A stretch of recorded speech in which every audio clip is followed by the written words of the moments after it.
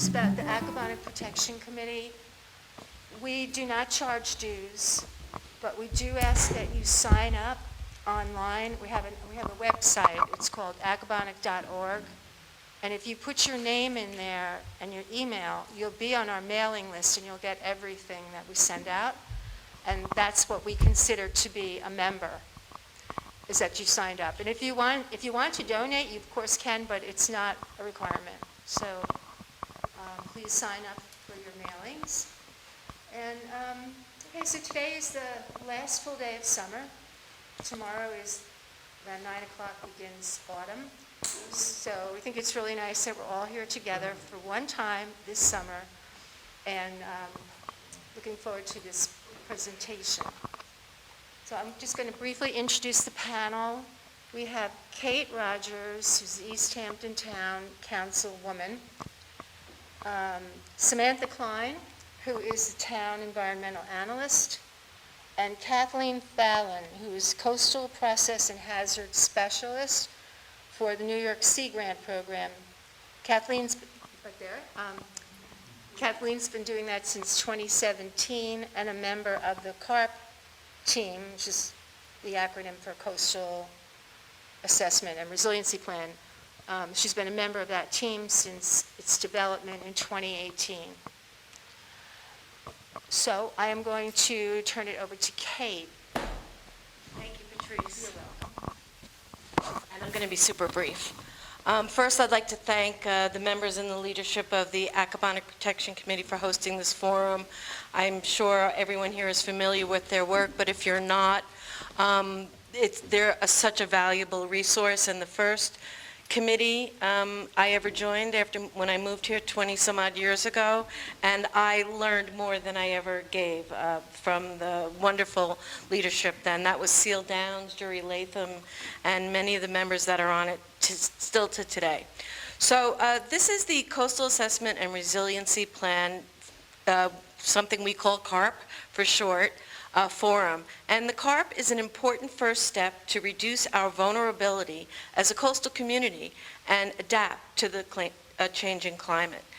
The CARP plan evaluates key coastal risks our community currently faces and points to a drastic increase in severity of those risks in the future.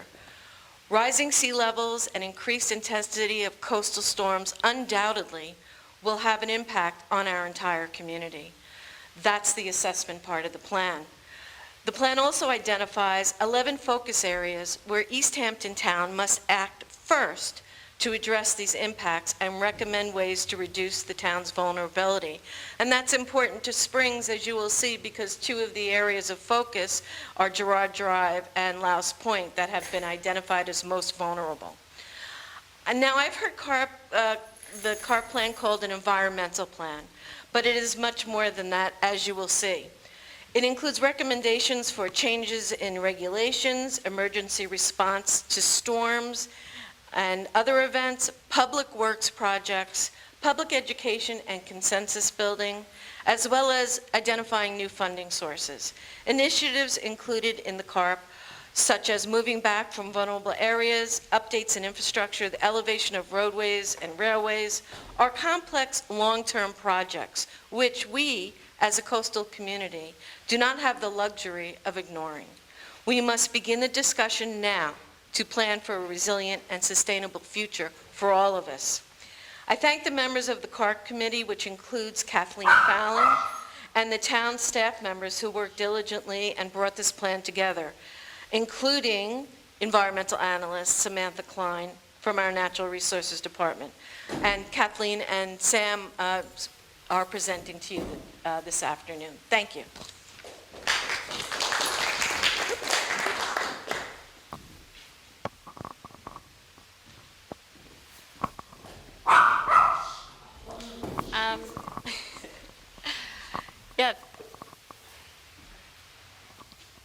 Thank you.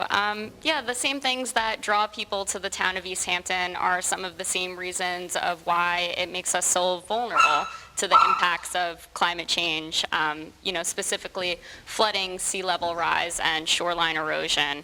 Our team thinks that community outreach is really critical, so we're happy to be here with you all. Today we're going to go into some background on the project, the content of it, and what might come from it.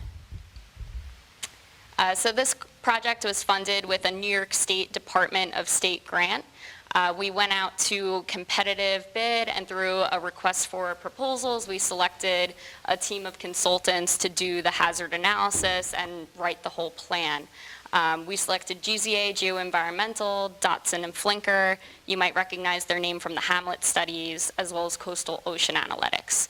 The town and the committee then worked together to identify focus areas that we wanted this team to take an extra look at and make sure that we were getting an in-depth plan. So Girard Drive and Louse Point were two of those areas that we chose.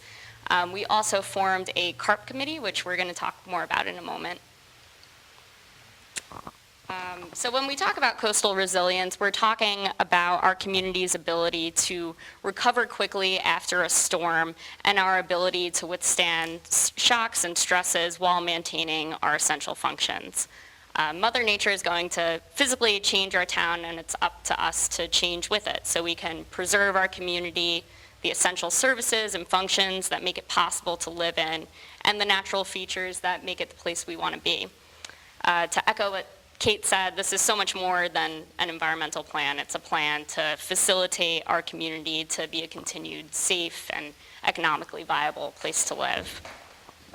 We knew that this project was going to be a big undertaking, so we put together a team of people from a bunch of different organizations, and they've been a part of this driving force and have contributed a tremendous effort, everything from writing portions of the plan ourselves to helping with public outreach to doing things like this. Kathleen, if you wanted to speak more to the CARP committee. Sure. First, thank you so much for inviting me to be here tonight. Thank you, Kate. Thank you, Sam, for including me. One of my favorite parts of my job is being able to come to these meetings and work with the community members who are dealing with these issues. What I want to mention about the CARP committee is how important it is to have a wide range of experts and people on your committee who are able to really work through and provide input. One of the things that I remember most about being on the committee is when we had the drafts out and being able to read some of the things. And with my position at New York Sea Grant, I'm the Coastal Processes and Hazards Specialist, which means I have a very unique skill set of knowing specific processes that are happening on the shoreline. And to be able to read through the draft and be able to help out with some areas that might have needed a little bit more assistance or maybe some more technical information, and to be able to provide that to you guys is so great to have for me that opportunity, and hopefully you guys appreciated it, even if it might have been a little bit too much detail, because not everybody cares as much about the little minute details as I do. One of the other really great things about being on the CARP committee, and especially with me in my position, I work throughout Long Island, so I've really been able to promote the information and the fact that East Hampton has this wonderful plan to other communities that I work with. So, you guys have really been a leader in this aspect. And I think in the future, hopefully, many of the communities on Long Island will look to you guys as an example as how you are dealing with this, as the entire island will be facing issues related to sea level rise and coastal storm impacts such as flooding and erosion. So I think I'll give it back to you for now, and I'll be back. Right, so I'm going to go over a little bit about the vulnerabilities. So that was a big part of the Coastal Assessment Resiliency Plan, because all of the recommendations that they gave us were based on science and data that they conducted. So this is a 100-year flood, which has a 1% chance of occurring each and every year. So statistically, over a 30-year period, there would be about a 26% chance of this occurring. But our consultants factored in sea level rise, shoreline erosion, and so they think it's a much greater chance that we will experience one of these storms in the next 30 years. And as you can see here, Girard Drive and Louse Point would be very affected by a storm level of this magnitude. This is a depth to groundwater map with the red color showing lower depth to groundwater. So this is an issue for some of our infrastructure like our roadways, our well systems, and our sanitary systems because of threats of saltwater intrusion. As you can see, Louse Point and Girard Drive, they are in these low depth to groundwater zones. We also have a map in the back showing that information. And then we also, so with picking different focus areas that we wanted the consultants to take an extra look at, Louse Point being one of them, we really wanted to narrow in the focus. Although coastal communities all over, like Kathleen was saying, are going to face similar challenges and therefore might be considering similar solutions, we really wanted a plan that named our neighborhoods, named our roads, our streets, and I think that portion of the plan and level of detail helps us a lot in being transparent to the community so you know what's being considered, where it's being considered, and why. And it definitely helps with our staff and the committee to look at what projects we want to advance, and also definitely helps with our grant applications too, that we have a document that points out this information. This is showing Girard Drive vulnerabilities similar to Louse Point, shoreline erosions, these flood scenarios, as well as site access issues with the roadways being inundated in some cases. This could lead to homeowner access issues, but also emergency services access issues.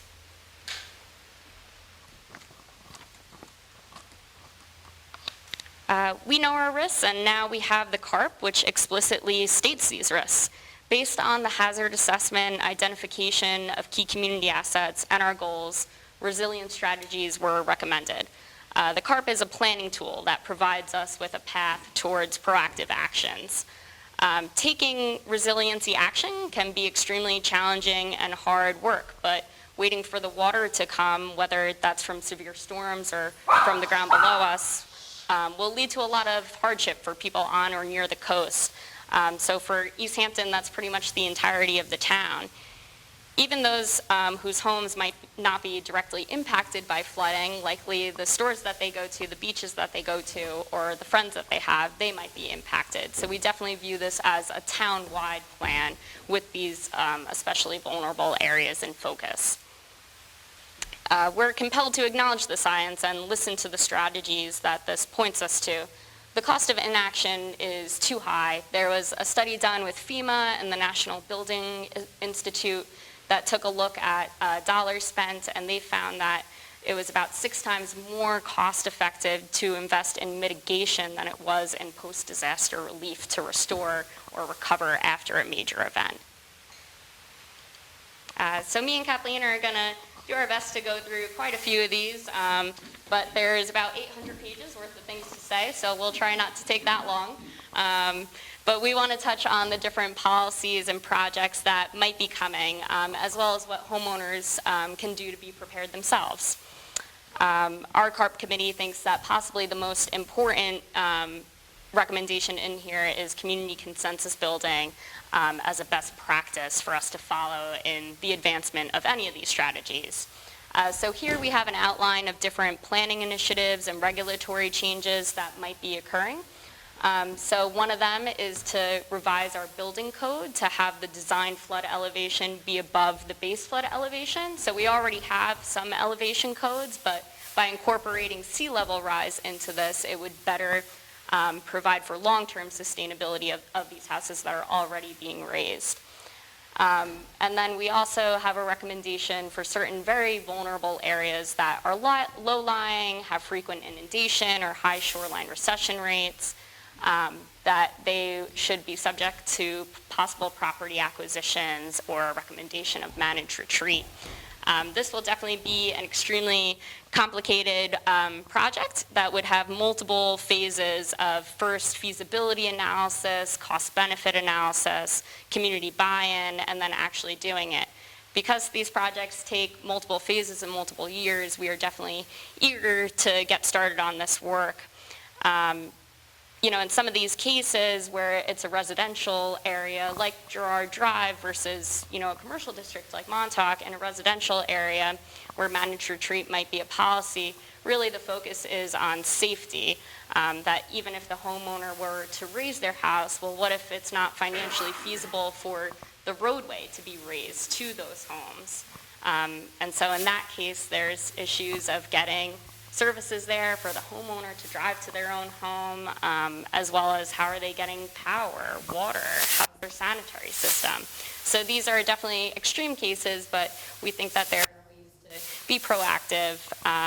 I'm going to turn it over to Kathleen. Kathleen's going to walk us through kind of how to evaluate different strategies based on their pros and cons, and she has some great information about what homeowners can do on their own property to be emergency preparedness conscious. Great. I'll let you keep the clicker if you don't mind. Yeah. All right, so before I get started, I just want to talk a little bit more about New York Sea Grant. We are a federally and state funded program. It's federally funded through NOAA, the National Oceanic and Atmospheric Administration. We're state funded through the SUNY system, and we're also funded through Cornell University. So I mentioned the fact that we provide technical expertise to local municipalities already, but another part of my job is coming and doing community outreach. And New York Sea Grant is a non-advocacy organization. If we advocate for anything, it is to advocate for the best, to be able to provide our stakeholders with the best science information in order for you guys to be able to make the most informed decisions based on all of the information that is out there. So as Sam mentioned, a lot of the things I'm going to go through today are options. We are facing different things with climate change and sea level rise, and people need to be able to make decisions, and they need to be able to make decisions based on the best information. So what I want to go through first is some of the bigger picture large-scale decisions that some people might have to make. And I want to run through 4 scenarios of, do you choose the option to do nothing when faced with, these are kind of aimed at the idea of somebody who's facing erosion and flooding to their property. So do you do nothing? Do you conserve? Do you raise your structure, or do you relocate your structure? And as Sam mentioned, we like to provide the pros and the cons for all those so that you are able to make that decision. So going through each of them, the first thing I want to say is that erosion and flooding are natural processes that are going to occur with coastal storms, with sea level rise. It's something that we are going to deal with and something that we need to be prepared for. So doing nothing, it could be an appropriate choice if the erosion or flooding is minimal. It's something that you can deal with. If the risk to the structure is minimal, are you able to take care of things? Is there little to no risk to your structure, or are you constantly filing a flood claim with FEMA? Critical habitat and natural protective features, so are you able to use some of these in order to protect your property, which I'll talk more about in the conserve box. Wait, no, gone mode. Sorry. You can go back up.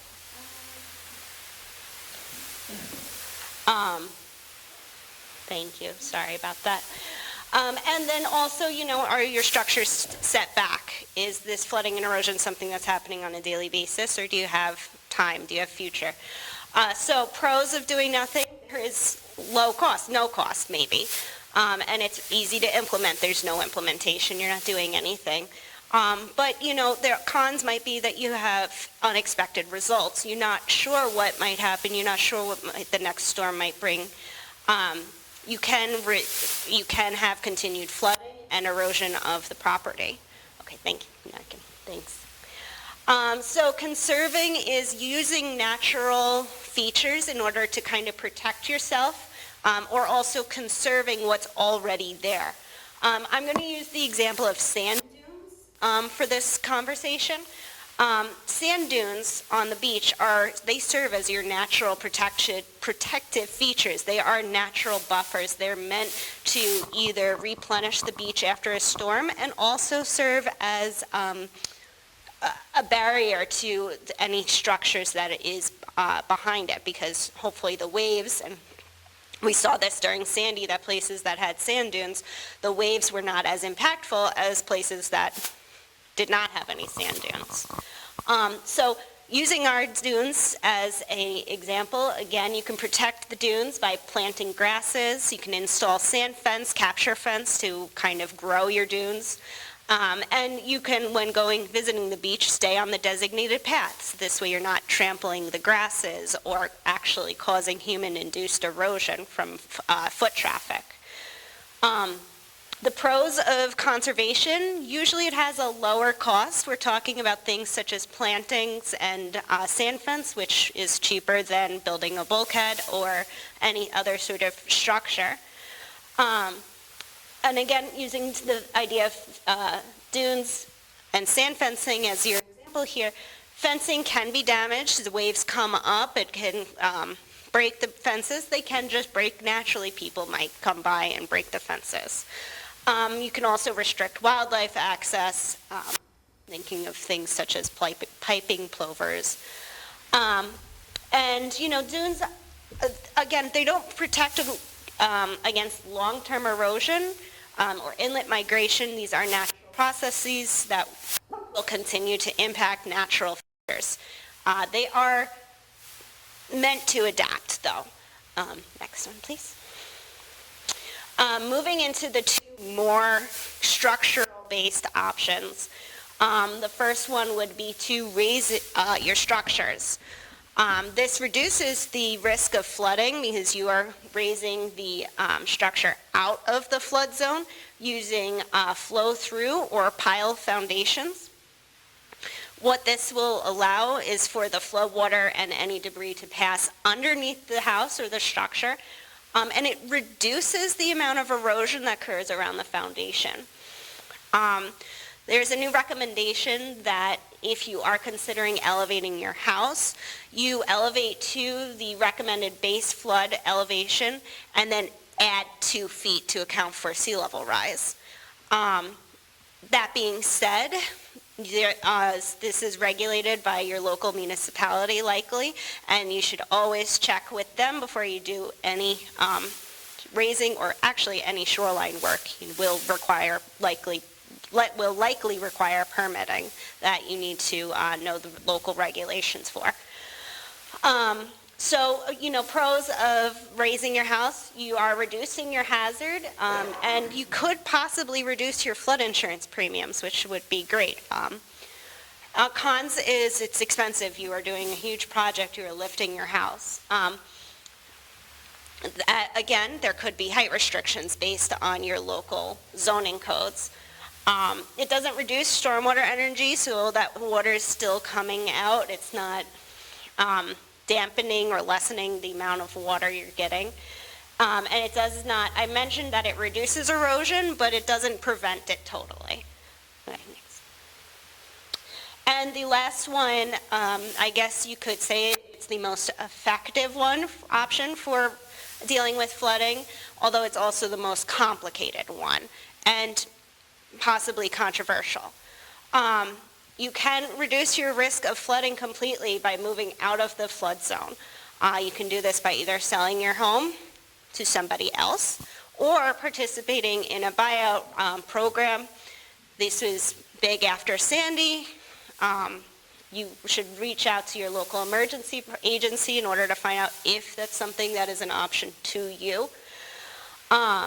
But ultimately, the idea is maybe that if you are frequently flooded, you should consider not to rebuild your home in the exact same format that continues to be impacted. And if the house is removed from the property, this could allow nature to take back the flood-prone zone. The pros of removing the structure: you are maintaining the natural processes or allowing the natural processes to occur. You reduce your risk to flooding and erosion. But, cons: time consuming. It's not easy to sell a house. It's not quick. And, maybe people don't want to move. You have historical ties. You have historical ties to the community. You have connections to the community. We all choose to live on Long Island because we, enjoy it here. So, it is a difficult decision or a difficult option. I'm going to move on. So we're going to talk a little bit about emergency response planning and moving away from those large-scale options and more into simpler options that you can do on maybe a quick basis. This is a link that residents... So on the town website, there is a good amount of emergency preparedness information, and residents can sign up to be alerted about these emergencies. Actually, while you were talking, I was thinking of more planning regulations that I probably should have mentioned, but yeah, looking at height restrictions. Right now, the town does have a lot of those, and if we're recommending elevating structures and doing an accounting for sea level rise in those elevations, we'll have to look at our zoning code. Same thing with relocation, if that involves an increased density. All things to consider, and with the conserve strategy too, looking at beach erosion control districts, which currently there's a committee leading that in Montauk, and thinking through the feasibility of all that. Right. And I think you mentioned that there's going to be another forum on them. Is that different? Yes, Christine, there's going to be another forum on emergency preparedness, right? Yeah, there will be an emergency preparedness forum, and just quickly, yesterday, if you are looking for that link, you go to the town's website main page. I had it moved, and it will be just right on the top. And once you click that link for emergency preparedness information, it will take you to the plethora of information that's on there. But we're just still looking for a date to be able to do the forum, and hopefully it'll be in the main meeting of the town. Thank you. Okay, so this is a different little education material that we put together. I actually have copies of the publications that both of the four squares before. I have them back there, as well as postcards for this one. So these are your, like I mentioned, we talked big pictures, big decisions, costly things. This is something that you can do quick, simple. A storm is coming, what should I do? And they're very simple, low cost, and it will ultimately reduce the damage that your property may face if a coastal storm is coming, and there's the threat of a flooding event. The first one to consider outside is gutter and roof maintenance. This could be replacing or repairing your shingles, and also cleaning out gutters, making sure that the water from your gutter is being diverted away from the house. You can also use landscaping techniques to kind of prevent, to make sure that there is plenty of drainage and plants that are maybe absorbing areas that are wet. This is something that you can look into, like rain gardens as an option. And then check for leaks, go around your property, check windows, doors, foundations, roofs, walls, for any opportunity for water to get into the house. You could use flood control products. These are things like sandbags or floodgates. You can usually purchase these online, and they are, can help reduce the amount of flooding that might come towards your property. Something you can do inside your house is move things up. If you have a second-story house, maybe you can move things from the first story to the second story, particularly vulnerable. Valuables, I'm thinking like photographs or important documents, moving them up to the second story or possibly attic. If you have furniture that is, you can't move up, maybe you can put it on top of some cinder blocks, try and raise it up, assuming that it's a small amount of flooding and not feet of flooding, of course. And then lastly, to be able to, check the weather forecast. Just be aware, pay attention to the weather forecast. If a storm is coming, sign up for local warnings that the National Weather Service is putting out there. You can get text alerts or emails, and just being aware, paying attention of what might be possible. And then, of course, you can always put together yourself an emergency flood kit. This could include things such as, waterproof clothes, water, non-perishable foods that you can have, medications so that you are prepared, possibly important documents that you might need to have in a safe place. So, forgot about this. I wanted to just kind of plug this. This is a new, it's not our application, but we are putting it out there. It's called My Coast, and it's actually an application, an app that you can download on your smartphone. You can also access it online on the website. Our website is mycoast.org/New York. This is a national program. New York Sea Grant is funding the New York version of this. And it's a citizen community science app where we are hoping to get people involved to go out and document any flooding that you do see. What happens is you snap a picture of it, you upload it online, it geotags the location and of the picture and puts it on a map that you'll be able to see all the other pictures. And it also ties it to all the other data that is out there, so weather reports, tide gauges, etc. And we're hoping that, not only will this allow us to document the flooding that we're seeing, but hopefully it will allow us to have a database that we can come and show people to see what is happening in their community. We're also hoping that we can take it to our municipalities and tell them, as Sam said, kind of like what the CARP does, it documents the actual flooding that's happening and shows us where the vulnerable places are. So, and not only it has actually 3 different products on it. The first one is about flooding.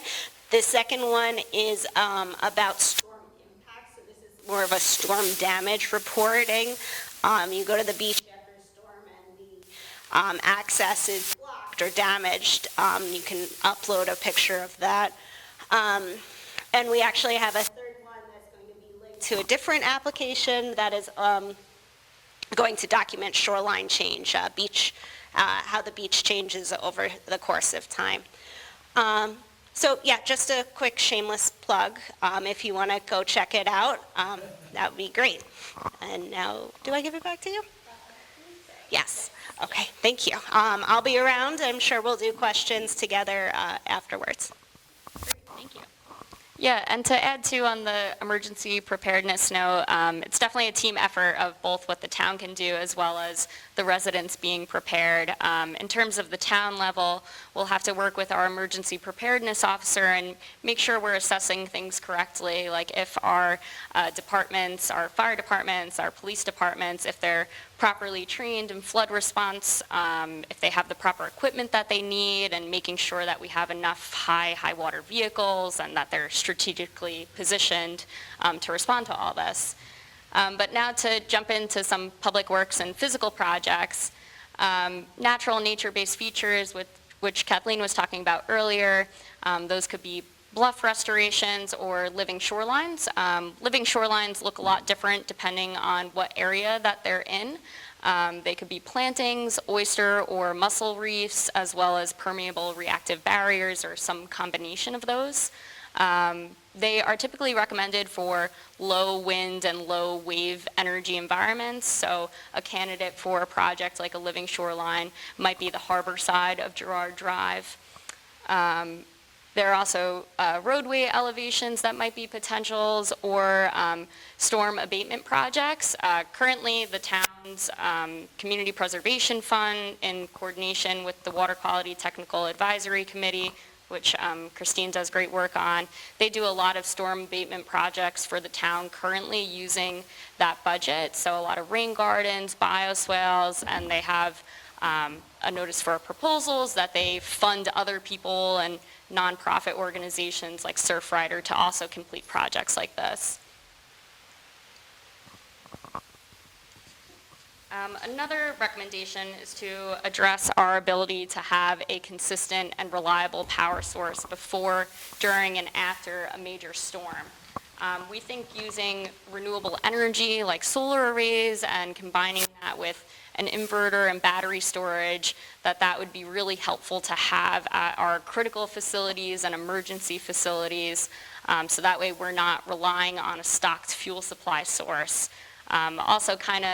So we have the one side of the coin of this, of the climate adaptation, but we also have the climate mitigation, and so reducing our fossil fuel usage and moving towards renewable energy is kind of a way for us to delay all these scenarios that we're talking about and maybe minimize them.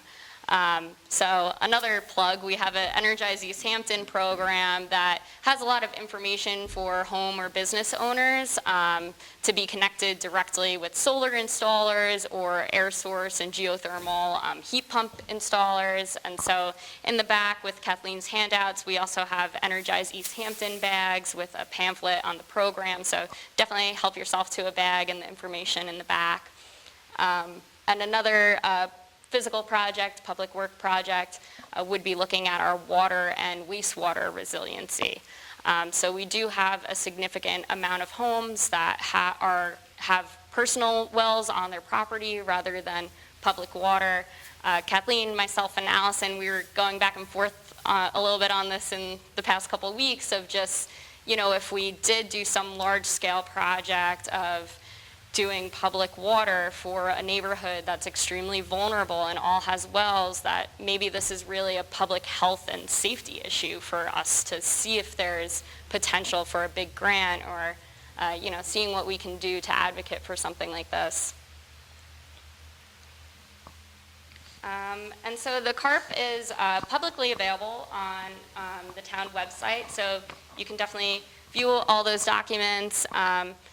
We have a vision statement, a committee letter, as well as recordings of past presentations and an FAQ that our committee put together. So a lot of good information. Our CARP committee put a tremendous amount of work into all this, and we definitely hit a milestone in April of this year when we had been through a lot of revisions of the plan, trying to tailor it and make sure it hit a lot of points that we needed it to, and then we reached a point where we were like, okay, it's time to call time's up, pencils down on ourselves, and so we set ourselves a deadline that there's such an urgency to get moving on all this, but of course we want it to be done right, and we want the right people to be at the table when all this is happening. So we think we laid out a framework for this to occur, but our team definitely, even though now we had another milestone, September 1st, that the town board officially adopted this plan into the town comprehensive plan, which is a major milestone, but our team in a lot of ways views this project that took years as really a first step in coastal resilience planning, that this is a planning tool that will help us get the grant funds, help us bring the community together, and help us analyze what we need to do next. I'm going to close here with our committee's preamble to the CARP, because I think that's a good way to say it. The delivery of this coastal assessment resiliency plan is not an end. It marks the beginning of comprehensive coastal resilience for East Hampton. The clock is ticking, the sea is rising, and our work is just beginning. All right, that's it. Yeah, thank you guys. Yes? Samantha, I would love this, I'm a big fan of you guys. Would you recommend increasing density in waterfront properties? So I know that we've had some conversations with the downtown Montauk Business District area, where if we wanted to move properties back, if then that would cause increased density, because we don't want to lose businesses and have our economic viability go down. And so we want to, consider options for how do we allow people to stay. Right, so, but keeping things as they are and increasing density on waterfront is probably not necessarily in tune with what we're trying to do here. Right. I would say that, there are definitely recommendations in here to increase shoreline setbacks and, have these zones for property acquisitions. Okay. Hi, I'm John, and thanks for the presentation.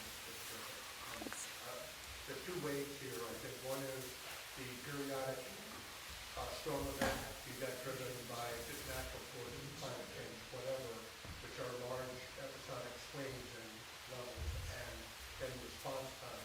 And the other is the inexorable rise, if you believe that, in the sea levels around these dangerous parts. Did you guys kind of, most of this conversation seems responsible and protective about storm events, but the issue is, did you look at the longer term issues at all? I think the New York State DEC is saying like 44 inches by the end of the century or something, which would obviously, it is 80 years out, but at some point you have to certainly make sure that the town has identified its responsibilities and that the homeowner understands the limitations of the support the rest of the community can provide. Any comment on that? Yeah, I would say we've definitely taken sea level rise into consideration. That might have been a reaction more towards me. I tend to, especially in community events, talk more about coastal storms because it's more of the imminent threat, something that people are more people more relate to. But sea level rise is a huge consideration. One of the things that we talk about is the idea of sunny day or nuisance flooding. This is that flooding that you might see in the streets, occurring typically around the full moons. And so, I like to kind of point that out to people and realize, make that connection that this is something that might be what it always is if we consider sea level rise. So this is just the beginning of what we're starting to see. So yes, the large scale events, hopefully Sandy is a 1%, but we are going to continue to see storms. And with climate change, we're going to see possibly more frequent and more intense storms. So it's also a big consideration. And sea level rise impacts those storms because now instead of having a 1-foot storm surge, for example, you have a 3 inches of sea level rise and a 1-foot surge. Now you have, I can't do the math quick enough, 15 inches of flooding rather than 12. So, Yeah, the effects definitely couple with each other. That sea level rise makes those storms that much worse. And also to your point, maybe, the sea level rise could almost be viewed as kind of the more silent threat, that this is going to come and impact our roadways, this is going to impact our wells, our sanitary systems. And so those are all projects that we need to pursue in the short time, and doing some of the softer solutions like the living shorelines, like those are things we can do now to help a little bit with absorbing weave, energy, and flooding, while providing habitat. Yeah. Follow-up. What is the town's legal obligation to a vulnerable neighborhood in which the roadways may be traversed, utilities may be destroyed or unable to be worked, and there may be other functionality of a home that are impaired permanently? Where are the boundaries between personal responsibility, homeowner, and the town? Yeah, we were actually having a conversation about that. I think it was just yesterday. Just with the roadways flooding, that, the causeway to Girard, that was raised in somewhat recent years by, I think it was 3 feet. And that was a pretty costly project, but the town did that because we want residents to be able to access their homes. But you do look at how much does it cost per length of roadway for us to do that, and how many roads do we have to do that to for it to be equitable town-wide. So yeah, definitely the legal part is a lot to consider of what the town should do. And we were saying too, with the issue of site access for the homeowner and for emergency services to get to you in a disaster, that's major. But also, I know some of our fire department and police, they're getting to you. They're doing whatever they can to get to you.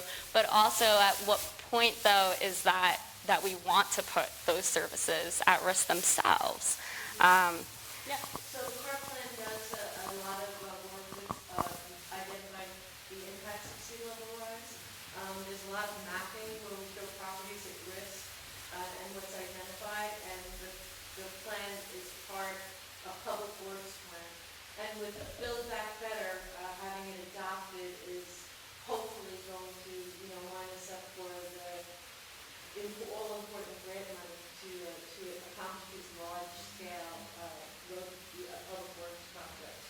I think LIPA has been raising a lot of their infrastructure in the past couple of years, particularly along that stretch. In other areas, just their junction boxes and stuff high up. So the CARP allows us to assess all of the impacts of sea level rise and try to plan for the whole town rather than just spot plan as damage gets done somewhere. My house is definitely in a situation that John explained. Creek at the bottom of the hill. It's already a flood zone. The other quarter of my property is actually in the economic Watershed? Okay.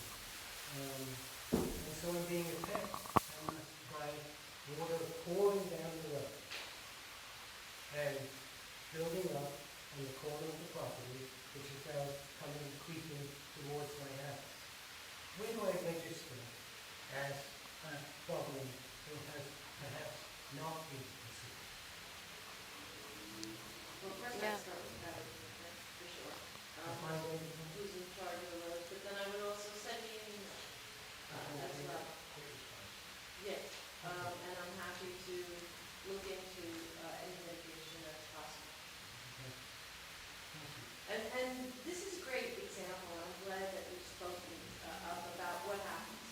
You fix one thing, and if you don't have the overall view, we're fighting a force that we're not going to be able to hold back.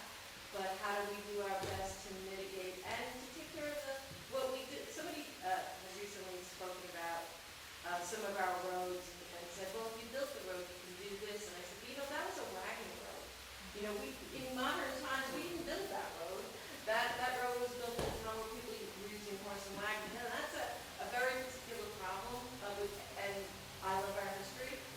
So it's an interesting problem to deal with, but we have a lot of legacy issues that we need to look at and how we can best correct them. I think that area where I live is called Soggy Bottom.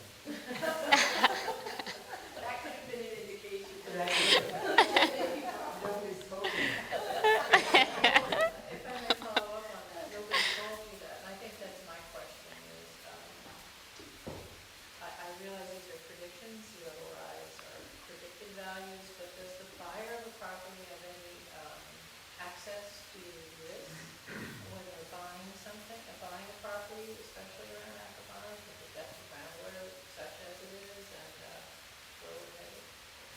I understand that sales should be made, the seller has to protect the seller's rights, but County of Windsor. Yeah, New York is a buyer beware state. But that being said, it's on the homeowner or the potential purchaser to do the research, but this is public information.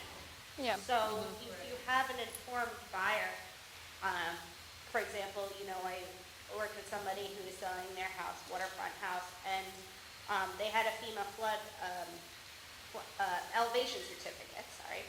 And we counted the amount of people who came to look at the house, and some of them asked, do you have an elevation certificate already for the property? And other people just carried on their own way.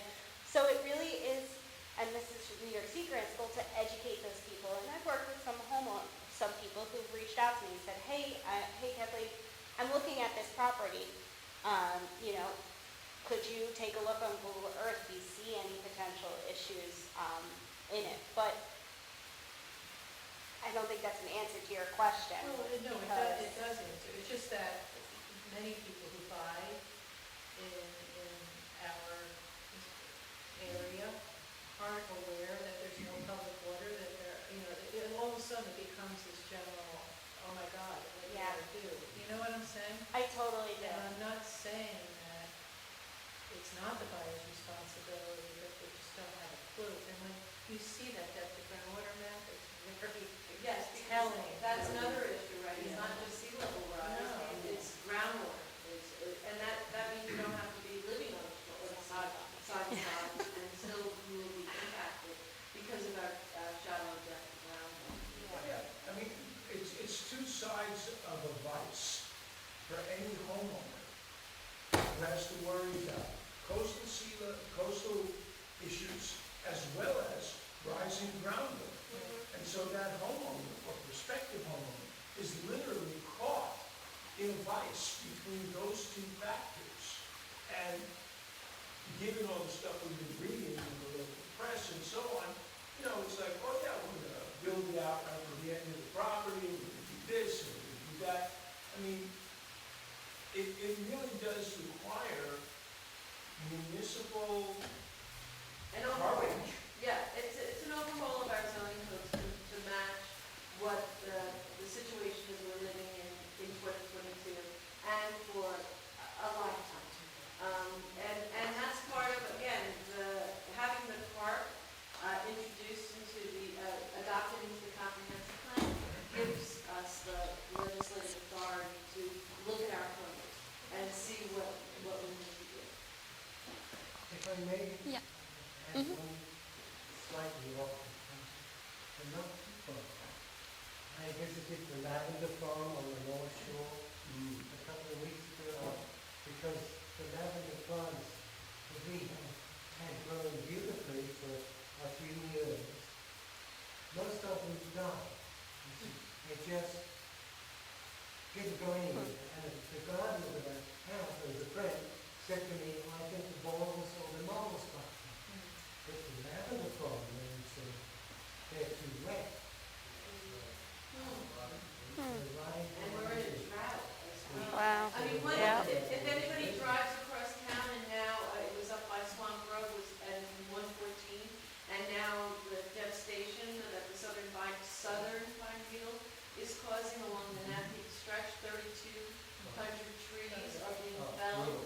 I mean, for me, these are the beginnings of impacts that we're starting to have a meaningful impact on our community and our environment. So, again, the support for the CAR plan and to attend, any future public hearings on anything that is proposed to address some of these issues, that's where we need the community input as well. Just one other question, Kate, for you, actually, and I know you can't speak for the entire town board, but the outreach, no, it's not really an outreach, but for those properties that will be underwater eventually, or projected to be underwater, you remain in favor of the town purchasing those properties?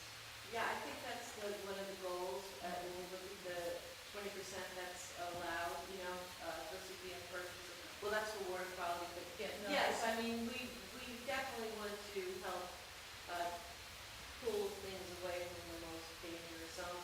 Again, it takes a willing seller. Yeah, And as you know, it's the, willing seller, and also we can't go above appraisal. All Right, appraised value, I understand. So those are the two, I want, folks to know that there's considerations as well. Right. But yeah, absolutely, those are areas that land management targets, when we can, when they're available. And in some places we do outreach. Right, certain you had areas. done, or Scott had done outreach on Gerard, Yes. and on Miles at one point, I don't know if it's. And I'll probably go back again, Yeah. you know, in time. So we are taking a proactive approach to that as well. I think that was my question.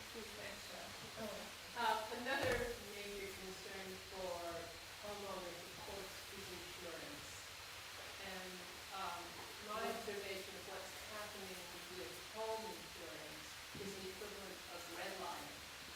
That rather than having some consideration of whether a homeowner has taken resiliency measures in a home, they're either refusing home insurance at all in large areas, large coastal areas, That is true. or our insurance rates have gone through the sky, even compared to And then not flood inflation insurance. these days. Is there any effort through this art to convince, to at least have a conversation and perhaps some measures to get the insurance industry not to do the equivalent of redlining, but to take resiliency into account? No, that's a really good point. And, maybe there's room for the town to make an argument with the insurance companies that if we put certain policies and codes into place that our community should be considered for lower rates. I think there are FEMA incentives. Stuff like that, yeah. For how many houses are raised to base elevation and above, and the more that comply with FEMA regulations, the lower the cost of flood insurance is. I live on Grand Avenue, and there's no, I'm not waterfront. But my own insurance option 8 years ago was a company in North Adam. Who had Narragansett. It's about the only The only one. insurer that will work with anybody 250 feet from the water. And after Further than 10, that, I'm sure. And the correlation to this is FEMA has flood zone maps. And in other parts of the country, whether you're on the map or not, means you're either getting or not getting federally insured flood insurance. Where are we here in our locality, Mr. Dudley? Does FEMA have flood maps for Yes. Long Island? Yeah. Yes. Yeah. And do they offer, like they do in other parts like Texas and some of the southern Gulf states, do they offer protection and flood insurance? Yes, you have to, I think you have, your insurance company will demand that you have additional, Ira, you probably know that. Yeah. You can't Thank you. get homeowners Thank you. insurance almost anywhere unless you are not in flood. But the problem with that is that the pre-existing non-conforming, particularly in the Gulf of Mexico, where I spent way too much time, is, there's a lot of very well-connected people that have been able to influence flood insurance rates, et cetera, and have taken tremendous amounts of money from that fund to rebuild stilt-based houses along the Gulf of Mexico, particularly on the Florida Panhandle. So it's It's an arduous process to yeah, get reimbursed as Alabama, well. Arkansas, Grand Isle, all of those places, you see lots of houses that are 20 feet up on stilts, but if the storm comes, they flood anyway. The water breaks right into the house. So